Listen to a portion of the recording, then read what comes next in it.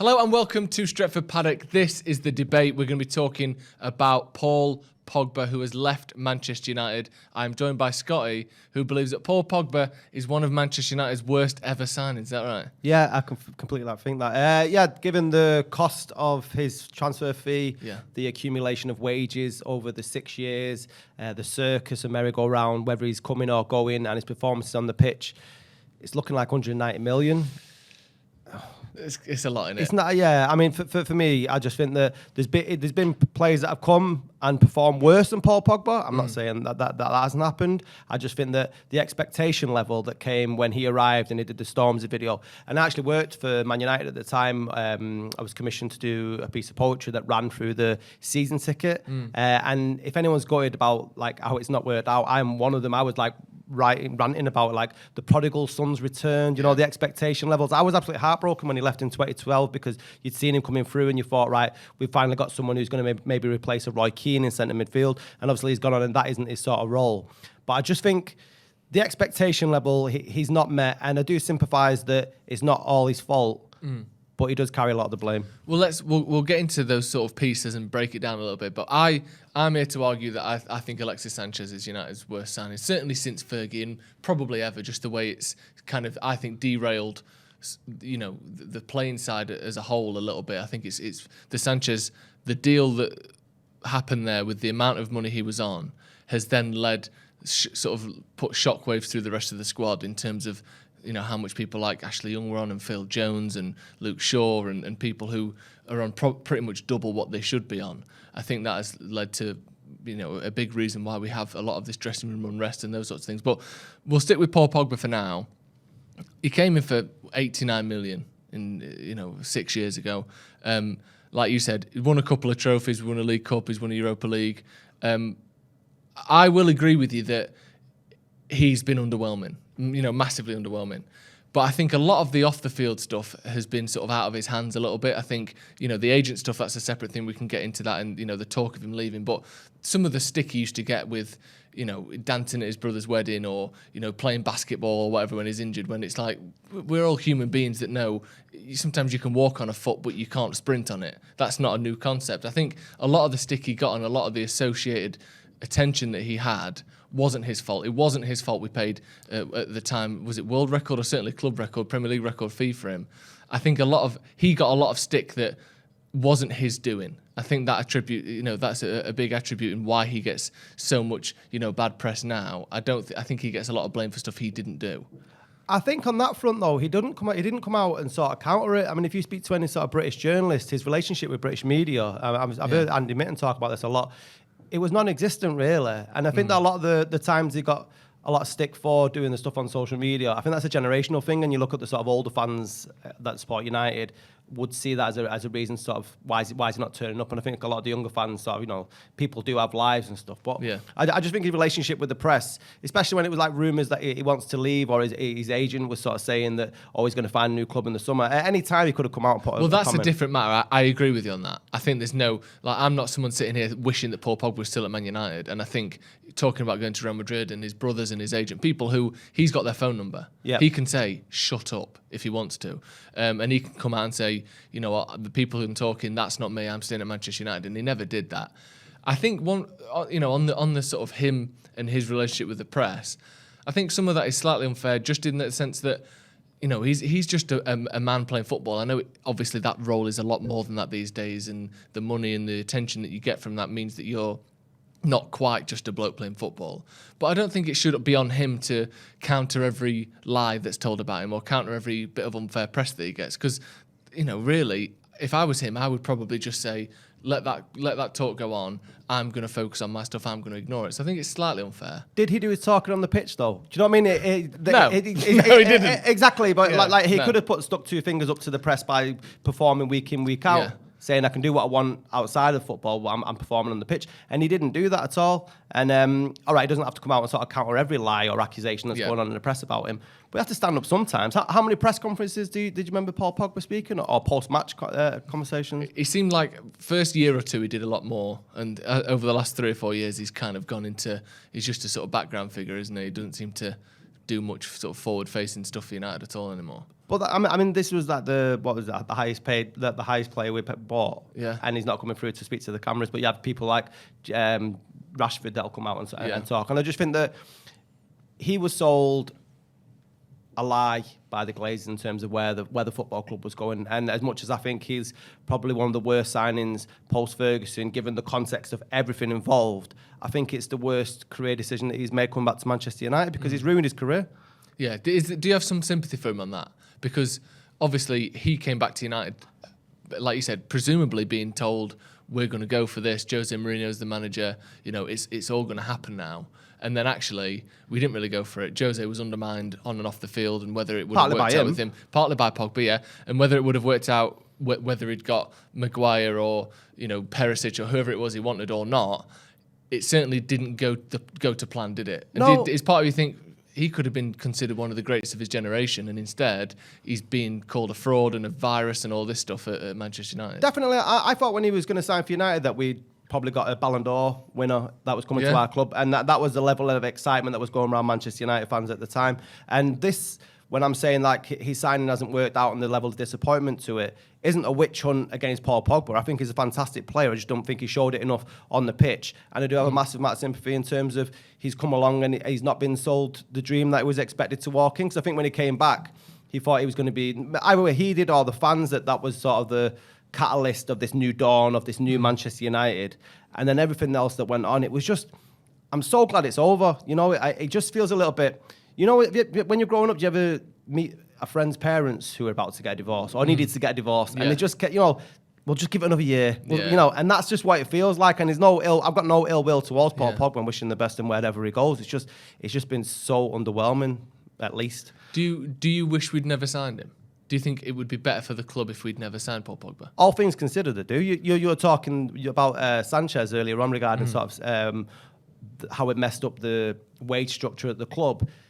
It's cost nearly £200 million, and the highlights that I can pull out from thin air now is the win against City at the Etihad when they stopped them win the league. Is that worth £200 million? It is, because I could take the piss out of City fans for a week. Yeah, for a week. Yeah. I mean, he scored in the Europa League final against Ajax. He has had, I think, a lot more good games than some people like to give him credit for. I'm not accusing you of that, but I think some people will say he only played well against City, and that was the only good game he had. He had some great games for United. I think that, just changing games and, early parts of the season, he got 4 assists against Leeds, the game against Tottenham where he came off the bench after his injury behind closed doors and won us the penalty to get us the points in that game. They stand out immediately, but I think he definitely didn't have the career we wanted to.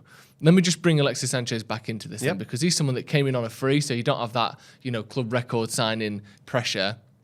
But he was, what was it, the season before we signed him in January 2018, I think it was the end of the season previous to that, he was considered, him and Hazard, maybe 2 of the best 3 players in the league. I think Christian Eriksen was also up there around that time as well. But he came in and had the expectation of finishing off United's forward line. I think this was meant to be taking us to the next step. We'd won the Europa League the season before. He comes in January, and he's now, because he didn't get a wage or a bonus for the for his transfer fee, he's now on by far the biggest money at United. The rumours are ridiculous on how much he was earning, but anywhere from a basic rate of 300 grand a week with appearance fees taking it pretty quickly over 400, all the way to Sky reported 560 grand a week when he left for Inter, which I can't imagine, but certainly in the sort of astronomical section of wages.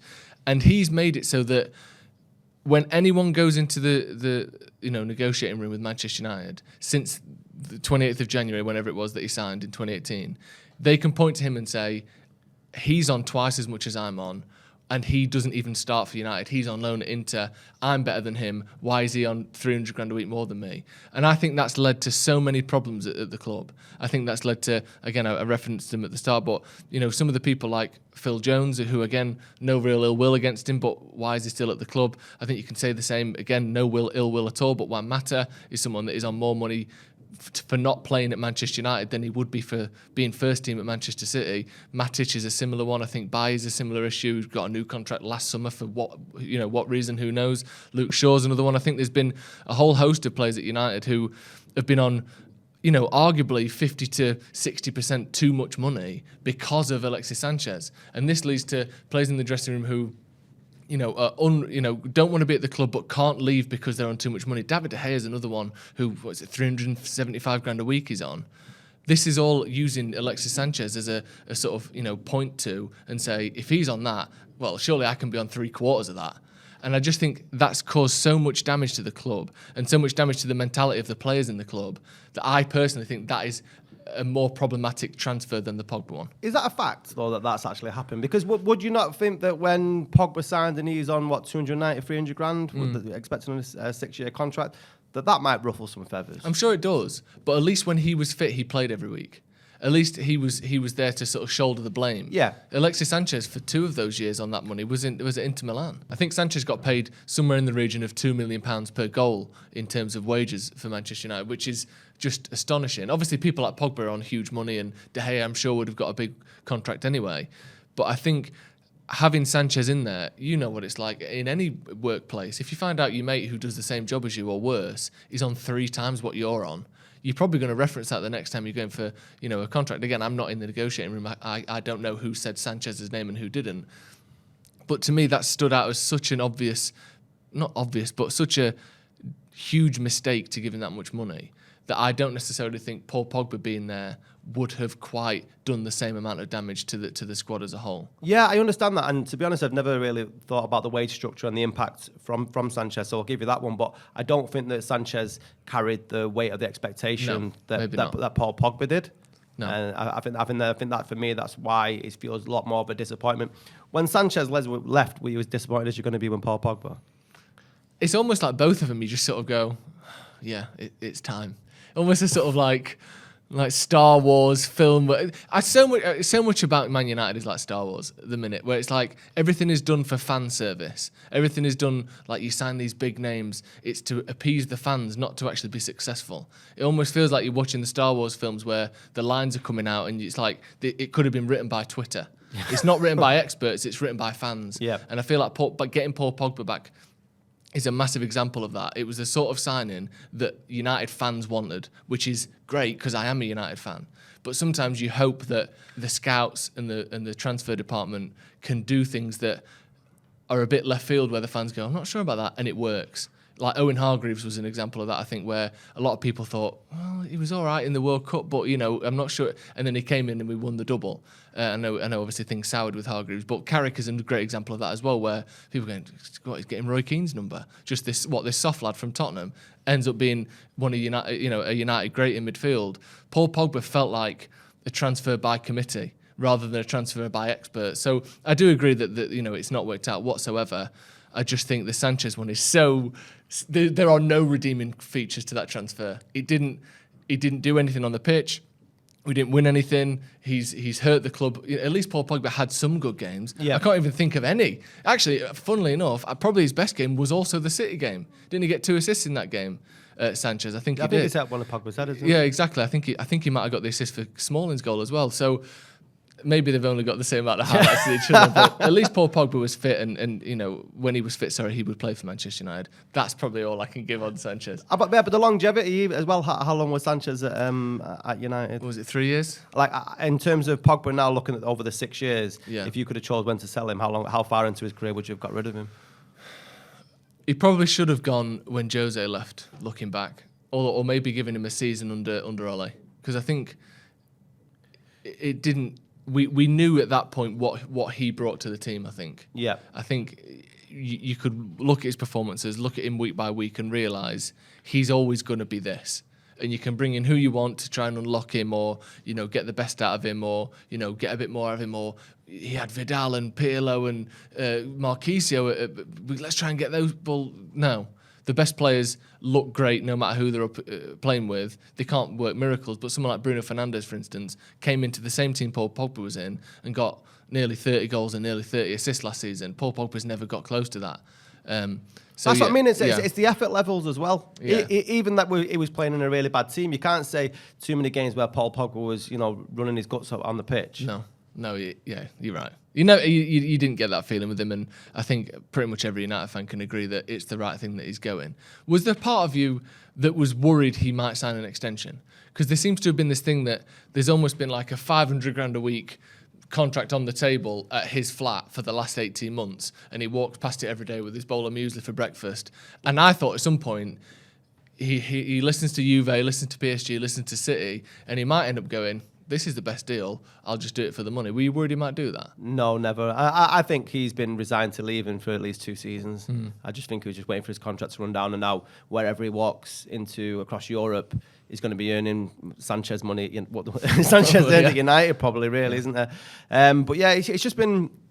I wanted so much more. It's just, I think it's just from a fan's perspective that I was so gutted that it didn't work out. And I hate when people make comparisons. Oh, we can do it for France. And me and you were talking before the show in terms of maybe you're playing international football and it's not the same sort of sauce, is it? No, there's no one that's as bad as Luxembourg in the Premier League. Or, even I made the point earlier talking about Croatia in the final. That was a great Croatia team. But that Croatia team isn't as good as City or Liverpool or even, Tottenham and Arsenal on their day. So I think the standards are so different. And Paul Pogba, maybe more than anyone else that I can think of immediately, would benefit from playing at a lower standard, because his weaknesses are he takes too long on the ball, he wants to look up, he wants to push people out of the way before he makes a pass. All things you don't have time for in the Premier League. But in national football, the game is slower, and his abilities really rise to the surface in a slower, less physical league or less physical competition. So I think he looks better than most people at national level because he's so good at pushing people out of the way and making those passes when he has the space. But in the Premier League, you just don't have that space.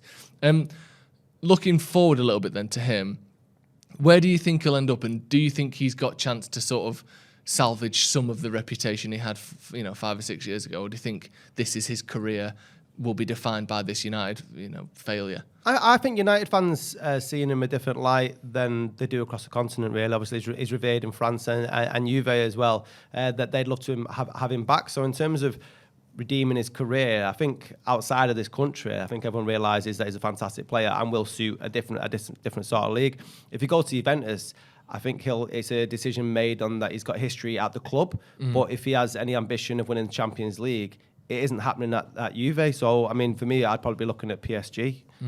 Yeah, I don't feel like he's going to win the league, the Champions League at Juve, does it? Right, thank you very much for joining me. I enjoyed that. It's hard, isn't it? Because like you said, the disappointment, he's probably the most disappointing transfer. Yeah, let's go with that. But I think Sanchez is still the worst for me. I'm sure you're not changing your mind either. Right, thank you very much for joining us. Let us know who you think United's worst ever transfer is, and let us know your thoughts on Paul Pogba finally leaving Manchester United. It's been a long time coming, like you said, almost 2 years in the making since the rumours started that he would not renew his contract. And here we are, Paul Pogba's left Manchester United. Get your thoughts on him below. If you haven't already, make sure you check out the Scotty and Marty podcast. We'll put the link to that in the description. Jay and Scotty chatting pretty much everything on there, aren't you? Chatting a lot of shit. Chatting a lot of shit. If you like a lot of shit, check it out. Hit subscribe to Stretford Paddock as well if you haven't already. And we'll see you in a bit.